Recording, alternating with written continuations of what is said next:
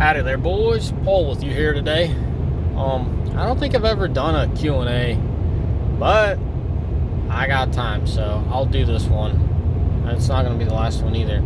So what I want you to do is in the comment section, throw in your question. You know, next time I'm traveling, I'm driving, I have a little bit of time, I'll make another video.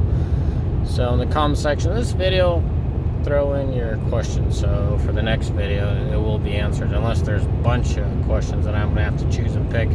You know, if you're going down the comment section, someone asks the question, just hit the like button. And if just by some mystery reason there's thousands of questions, which I highly doubt, I'll have to prioritize those guys. The most likes are gonna get their questions answered, as far as the question, whatever got the most likes. Anyways, guys, most of these have been answered,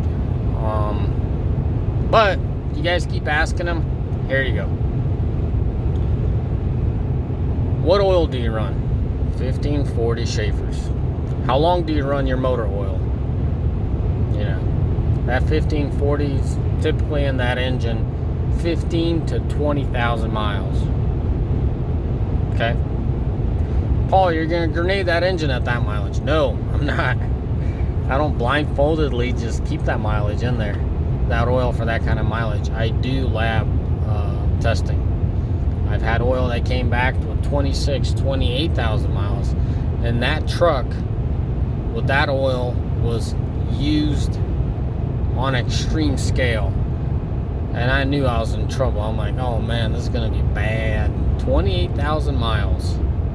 You know, this truck was respectfully above the average 26 gross, you know, and it's just not gonna be good. Well, lab results came back very positive, so no, I'm not just doing it out of the one morning I woke up and I thought, oh, it'll work. No, I have my facts and I have my research, my own personal research done. What kind of fluid do you use for your transmission, guys? I use OEM. I do not use Schaefer's. Is there anything wrong with Schaefer's? No.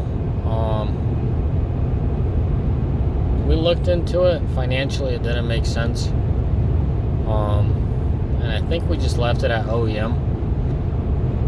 Because I only run Aisin transmissions, and they have a very good reputation. And it's a combination of things. I mean, you could have the greatest product, but if your product isn't used right, in the right environment, it's not going to serve well. So whatever Aisin's doing, they have it pretty well dialed in with that mobile oil, so we just keep running their recommended mobile. Shoot, what was it? Just put an Aisin mobile oil and you guys will find it. As far as other fluids that are OEM is a transfer case. Anything else is Schaefer's in that truck. Transfer case, I don't know what's so special about that fluid. Those transfer cases require some kind of special fluid specification. I think Boat Warner makes those transfer cases, if I'm not mistaken. So we just go to the dealership and load up on those. Those are really expensive quarts. I think they're about 20, like 18, just rounded off, 20 bucks a quart for that oil. The rest of the fluids are Schaefer's. What tires do you run? Guys, I have done a lot of research, a lot of experimenting. One of my biggest tests when I was doing it, I had to change the foreman in the shop. So a lot of that data got lost. I didn't want to mislead anyone. But the short gist, for the summer, I'm very open to try different tires. As long as they don't look like they're going to melt away, I put them on. I've had good experience, I've had bad experience with Chinese tires. I've had, as far as summer goes, pretty much anything goes. I'm open to anything as long as it's a new tire. If it's a used tire, if I buy tires used, I only buy them used on OEM rims. So that tire has never been taken off the wheel. I'm not saying everyone damages wheels, but it doesn't take much to rip a cord or whatever. That's my personal preference. I do buy used tires. You guys ask that sometimes too, but they're OEM tires off of the truck. Typically they got anywhere from 5 miles on them, which is pretty new to me, to 20,000-30,000, so I still have at least 50% tread, and usually at that point someone gives me a good deal on the aluminum wheels, and that's usually what I'm after. So I'll just put that set on, burn it off, and then put my new set of tires that I have sitting in the shop. For the winter, I don't really divert far from Michelin's. I've tried a couple different ones. There's a difference, guys. There's a reason why Michelin's the benchmark for tires. Last winter, we ran half on half Michelin's, half Cooper's. In the spring, when me and my foreman sat down and did the math, you were still ahead with the Michelin. Miles, but that's take the 84B for I-90 West toward Rapid City. Alrighty, miss. But that's the Agilis. It's not the typical MS2s you guys see or have seen in the past years. Last year was the first year I ran the Agilis. I think that's what they're called, Michelin Agilis. Specifically made for the 1-tons because MS2s just kept wearing out the edges and the center was still meaty. Very good tire, guys. I can't say enough good things about that Agilis. It is spendy, but you get your money's worth. You're ahead, and here's how you get ahead. Coopers are, for us at least, they're a lot cheaper tire. We could get them out a lot better. Okay, I need to go west. I could get them at a lot better rate, but when you calculate in mount and dismount and the mileage that you get out of those tires, you're still ahead with the Michelin. So that's why I say the Michelin. Some of you guys will jump in and say, oh no, they're so much more expensive, Paul, you can't do math. No, I do my math, and it's more worth it for me. Alright, next question. Why do you run single rear wheels? Why do you not run dualies? Don't you get dualies are more stable? In half a mile, take Guys, I am not going to argue with you that the dualies are more stable. They are more stable. But for what I do, I don't just get away with singles. It is perfectly safe, and I feel perfectly comfortable to run singles on the rear axle, not dualies. Keep in mind, guys, this is probably one of the biggest problems that you will, if you're in the hotshot industry. Guys, hotshotting is a niche, more or less, within the trucking company, within the trucking business. So hotshotting is a niche. It is not just it's not an 18-wheeler with a flatbed, okay? And that's probably one of the biggest problems people run into when they're trying to do hotshotting, is they'll run it as a regular company. I mean, you strive to run it as a hotshot, and then you don't have those hotshot loads. You do run it as a trucking, but like, you build that corner, you build that niche, and that's how you make it. That's how you make decent money in hotshotting. If you just get up one day and run your pickup like a semi truck, just shut off that pickup and go do something else. Go flip burgers. You'll be better off. Just not gonna make it. You gotta run it as a niche. And the niche that I'm in, and the way I've structured my hotshot company, singles are the way to go. Because with a dually, I'm losing a lot. And I mean, I know it's not a whole lot when you're just talking numbers, but when you spread it out throughout the year, it angers me how retarded it is when you do the math on a dually versus a single and what I do. Guys, one size doesn't fit it all. You got to know what you're going for. Yeah, like I said, hotshot, and run your company as a hotshot, but like, shoot, you might be out, in your neck of the woods. It's completely different. You need a dually, or you need a certain amount of capacity, or you need this. Like, you got to know what you're going for. What I'm going for, and the way I make my money, single rear wheels is the best way for me. They serve me very well. They're safe. They're comfortable. Is there times I wish I had a dually? Absolutely. But I mean, those are far and slim times compared to the rest of the times. I'm just like, thank God I got a single. On those times where I wished I had a dually, am I running the setup sketchy? Absolutely not. Absolutely not. It is still fine. It is still safe. Just I nitpick at stuff, and I could feel the rear end getting pushed around a little bit. And it's specifically those tall loads, top heavy loads, which we don't have so often. And then biggest one I could mention is the containers. When you're getting side winds, your just back end isn't as stable as it would be with the dually. Okay, I hope I answered that question. Shoot, what's another one people ask all the time?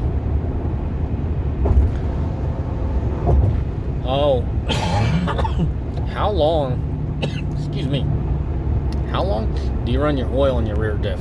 Guys, I've answered this question numerous times. 50,000 miles. 50,000 miles on the rear diff between oil services. I use Schaefer's oil. Oh, this one comes up often, and that's a legitimate question. Do you use gasket maker, or do you use actual gasket on your oil pan for your transmission? Guys, I always put in an OEM gasket. I don't mess with gasket maker stuff. And believe me, there's some good stuff, like Napa sells that Wright stuff, or I think it's called Wright. And no, that next bottle standing to it, it's $10 cheaper for that bottle. It's not the same stuff, guys. Don't get those two confused. If you don't believe me, buy both bottles. Do a little line and let it dry up, and pull the one's like silicone and you can tear it apart. And that Wright stuff, man, it's just like, it's a good sealant. It's like glue with primer in it. You know what I mean? It seals well, but it's very stout. It's going to be a very stout bead. So yeah, the transmission's 50,000 miles. What I aim for, guys. That transmission gets services at 50,000 miles because my shop foreman is pushing for it.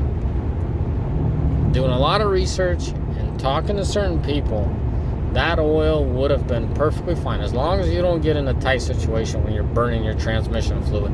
And in simple terms, let me show you. When that transmission number gets above 195, 200, and it stays above for a while, that's when I would be concerned. If your transmission stays, lower than 190 all the time and you don't do anything crazy, man, I would not worry about doing them every 100,000. I mean, this is for guys that rack on miles fast. The first oil change on your transmission and on your rear axle, I highly recommend you to do it at 30,000 miles. And then what I do is shoot every 50. So for me, it turns out to be like I'll do an oil change, engine oil change, and then usually on the second or the third oil change, I'm doing transmission, rear diff. And then at 100,000, every 100,000, I'm doing transfer case and front diff. Hopefully this is answering all them questions that I keep getting asked. Guys, I'm not bothered by these questions at all. It's just the same question, just keeps coming up and coming up. Fuel additive, guys, I use Schaefer's product. I believe it's called Carbon 200. Really good stuff. Like, good stuff. I had on my old 7.3, I know most of the guys are Cummins here, but on my old 7.3 engine, the guy would lug it for some reason. He thought he was taking it easy on the engine, and that engine doesn't like it. It needs to be wrapped out. It needs to get that oil flowing. And them injectors got coked up somehow pretty hard, pretty bad. And I ended up grabbing that truck. He came into town. He came into the office, and I needed to go grab something with the trailer. I'm like, hey, you're done for the week. He's like, yeah. I'm like, I'm gonna grab your truck. So I gave it like triple dose of that stuff. I know you're not getting triple the cleaning power. You only get so much cleaning power, but I gave it triple dose, gave it the beans for about 50 miles, and it was night and day different. The guy was like, man, when I heard you take off with the truck, I thought the pistons were going to come out. I'm like, what are you talking about? I'm shifting at 25 to 2,700 RPM. That's perfectly fine for a power stroke. He's like, no way. I'm like, okay, let me ask you this. Where do you shift it at? Like, well, right about 2,000. I'm like, oh boy. Pulling loads. He's like, yeah. I'm like, come on, man. Anyway, so power stroke needs RPM, but that's not the point. The point is, within 50 miles, I saw phenomenal results. I know me gunning it helped as well, getting that oil through them injectors, because they have the Howie system, the stagnation issue. But anyways, I was very impressed. Also, I've had an issue where I firmly believe this cleaner helped as well. I had well, I've shared this with you guys. I had a driver neglect a truck to the point where there's so much water in the fuel that it just froze overnight one day and we couldn't start it. Luckily, it was at the shop. And I believe the gas cap was off. I don't know, this guy was careless, but that was my second to last straw. I don't know why I didn't let him go that time. There's something else he did and we had this ways. But anyways, I thied the system out, got the, drained the water and everything, but I'm pretty sure there's still water in the system. And I think we did 3 tanks back to back with the Schaefer's, and it resurrected, or should I say cleaned out, restored. I mean, I know the damage was done to those injectors, and I know that stuff works very well. When winter time comes around, guys, every oil change, I tell my guys, dump that stuff in. Any chance you have, you see the truck in the yard, dump the dosage in that tank. Schaefer's fuel cleaner, some serious stuff. I mean, shoot, you get that stuff on your skin. That alone should tell you how serious it is. You just can't wash it off. I mean, some nasty stuff. Do not spill that stuff on yourself. Stinks really bad. I mean, it's so bad. Come on, guys. Like, there's aerosol cans, like, brake cleaners and paint. You spray a little bit of that stuff, yeah, you can smell it around the shop, but nothing compares when you open the bottle to the Schaefer stuff. Like, guys will walk out with that bottle outside and open it outside and then pour the product outside the shop just so it doesn't have the stench and like that stinky smell. So that alone should tell you it sticks to products. Oh man, doesn't mean it'll stick to metal like it sticks to your skin, but that's something special. Anyways, boys, I think that's about it. Oh my goodness, man, we got 17 minutes into this. I know a lot of you guys been requesting videos like this where I just talk to you guys and share my experience. So here you go. As I asked in the before I started my actual video and my topic, just put it in the comment section. What else you guys want to hear about? And next time I have a little bit of time, I'm cruising along and I will make another video. Guys, literally what it comes down to, Paul, just having some time. I started out doing this as just entertainment. Then you guys started watching, and I'm like, well, shoot, people are watching. I better, just keep posting. And so when you see me not posting, that means Paul is slammed. Like, it's done. Paul is either on vacation, like goners, or he's just slammed with work. It seems like I got everything covered, but then I don't. Like, there's always some kind of fire to put out. It's typically out of the blue. Like, I won't plan for it, then boom, I'm in my car cruising somewhere. I'm in my truck taking off, taking care of stuff. So, yeah. And I'll tell you guys, as always, may the Lord bless you, and may y'all have a mighty fine day, and thank you for your support. Bye.